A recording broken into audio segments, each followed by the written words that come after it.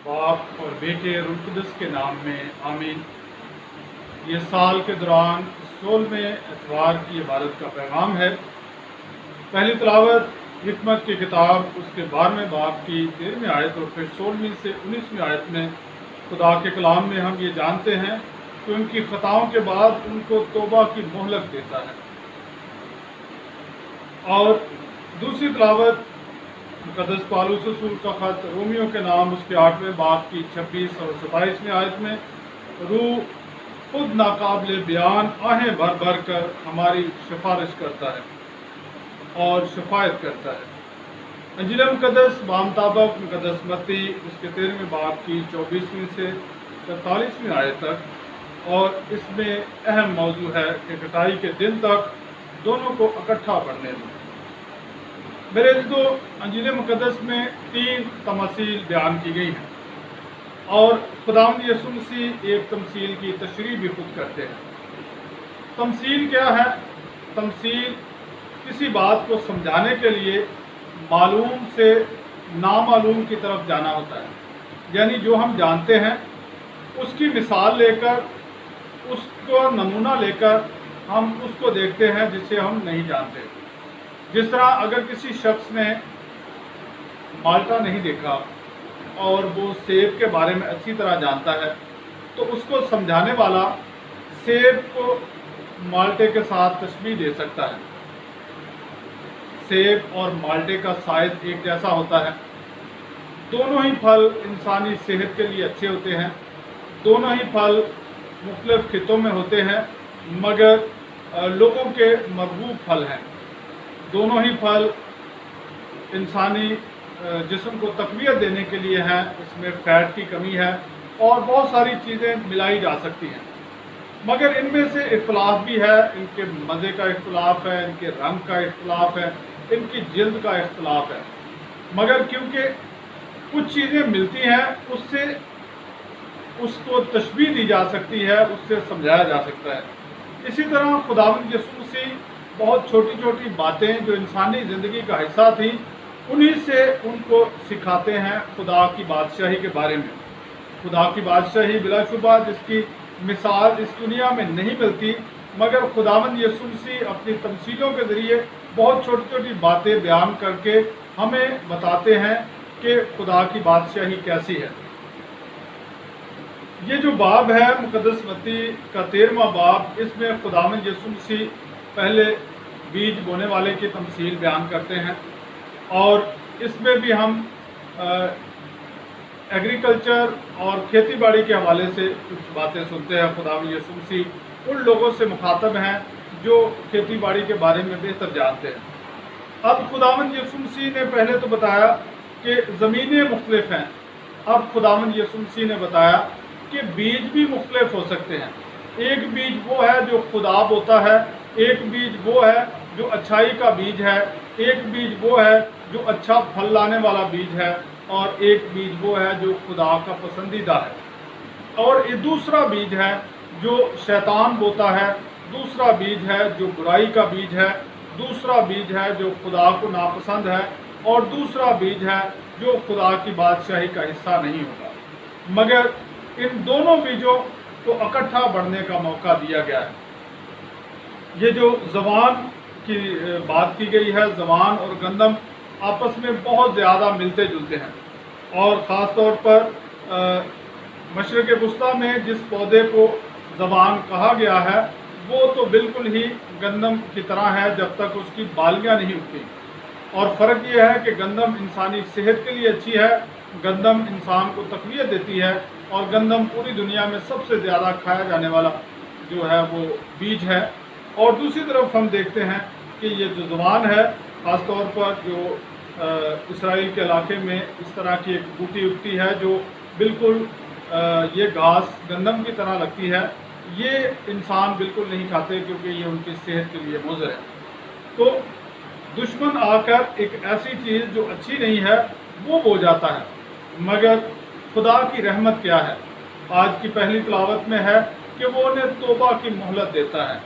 खुदा रहीम है, वो रास्त फतवा जारी करता है।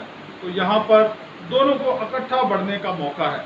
दोनों इकट्ठा बढ़ सकते हैं, दोनों को एक तरह की सहूलियात मौजूद हैं। अगर पानी लगाया जाता है गंदम को तो ज़वान को भी वो पानी उतना ही लगता है। अगर खाद डाली जाती है तो गंदम को और ज़वान दोनों को खाद डाली जाती है। अगर किसी जानवर से महफूज रखने के लिए बाड़ लगाई गई है तो दोनों के लिए बाड़ लगाई गई है। इसलिए खुदा दोनों पर एक तरह से अपनी रहमत रखता है, मगर वो दिन आएगा जब इन दोनों को अलग किया जाएगा, और वो अब नहीं बल्कि आखिरत का दिन होगा, और उसमें अच्छाई को बुराई से अलग किया जाएगा। मुआशरे में अच्छाई और बुराई इकट्ठे पनपते हैं, इकट्ठे बढ़ते हैं। खुदा इनकी पहचान जानता है, इंसान इनको सही तरह नहीं पहचान पाता, मगर खुदा की मोहब्बत में जब हम बढ़ते हैं, उसकी रज़ा में बढ़ते हैं, तो फिर हम उसे पहचान भी सकते हैं। दूसरी तमसील है राई के दाने की तमसील। इसमें भी खेती बाड़ी के हवाले से ही खुदावंद यीशु मसीह एक तमसील को बयान करते हैं, कहते हैं कि आसमान की बादशाही राई के दाने के बराबर जैसी है। जैसे राई का दाना बहुत छोटा है, मगर वो आहिस्ता आहिस्ता बढ़ता है और एक बड़ा पेड़ बन जाता है, और इसी तरह खुदा की बादशाही आहिस्ता आहिस्ता बढ़ेगी और मजबूत होती जाएगी। और इस बात पे हमें यकीन और भरोसा रखना चाहिए कि ये बीज जब हम बोते हैं या जब हमारी ज़िंदगी में बोया जाता है तो ये बढ़ना चाहिए और ये बढ़ेगा। और इसके बाद खुदावंद यीशु मसीह एक और तमसील बयान करते हैं, और वो क्या है? वो है खमीर को आटे में शामिल करना। यहाँ पर लिखा है कि 3 सा आटे में मिलाया। 1 सा जो वज़न है वो 7 किलो और तकरीबन 200 ग्राम का होता है। तो ये आटा जो है ये 21 किलो आटा है, जिसमें बहुत थोड़ा सा वो खमीर डाला गया है, मगर वो सारे को खमीर कर देता है, वो सारे आटे को जो है वो खमीरा बना देता है और उसे अपने रंग में रंग लेता है। खुदावंद यीशु मसीह इस तमसील में भी बताते हैं कि थोड़ा नाकाफ़ी नहीं होता, थोड़ा बहुत होता है। अगर वो अच्छा जोहर रखता है तो थोड़े का असर होगा। और खुदा की बादशाही जो थोड़े लोगों से शुरू हुई, खुदा का पैगाम जो थोड़े लोगों से शुरू हुआ, वो पूरी दुनिया में फैलेगा और पूरी दुनिया को अपने रंग में रंग लेगा। इन तीनों तमसीलों में हम पहले तो वक्त के लिए इंतज़ार के बारे में सुनते हैं कि इंतज़ार करना ज़रूरी है। जब तक कटाई नहीं होती तब तक खुदा इंतज़ार करता है बदी को अच्छाई से जुदा करने का। जब तक कटाई नहीं होती तब तक ज़वान और गंदम दोनों को एक तरह की सहूलियात मौजूद हैं। और दूसरी तरफ बीज को वक्त चाहिए बढ़ने के लिए, एक पेड़ बनने के लिए, और खमीर को वक्त चाहिए पूरे आटे को खमीरा करने के लिए।